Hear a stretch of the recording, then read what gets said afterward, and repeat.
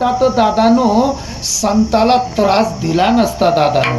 आणि तुम्हाला खरं बोलतो मी, कीर्तनात बसलात ज्या ज्या लोकांनी त्रास सहन केलाय त्याच लोकांचे मंदिर या जगात डोक्यात ठेवा. कुणाचे बी मंदिर बांधल्या जात नाही. आणि साधू करणं कठीण आहे महाराज. कीर्तनात बसला तुमच्या पाया पडून सांगतो, साधूची ताकद किती बदलती बघा. काय संत करू शकत नाहीत. मला एक आठवला म्हणून सांगतो, जवळच आहे, जवळ घडलेली घटना आहे. एक माईचं लेकरू होतं, पण ते पांगळ होतं, त्याला चालताच येत नव्हतं. संताची काय पावर आहे ती सांगतोय.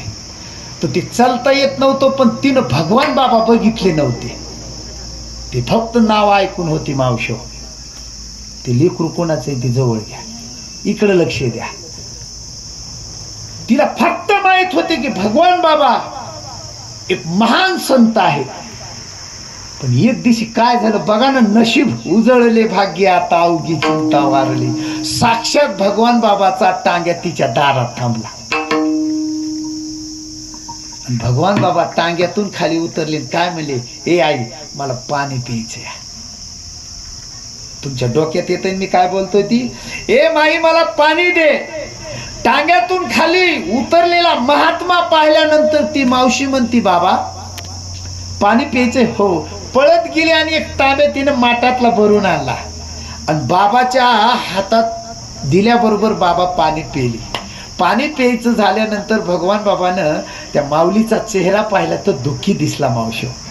कारण साधू दादानो कधी शांत बसत नाही.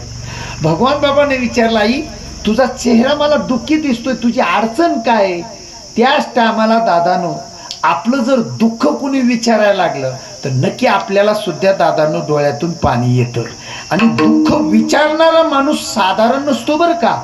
तो ज्या अर्थी विचारित आहे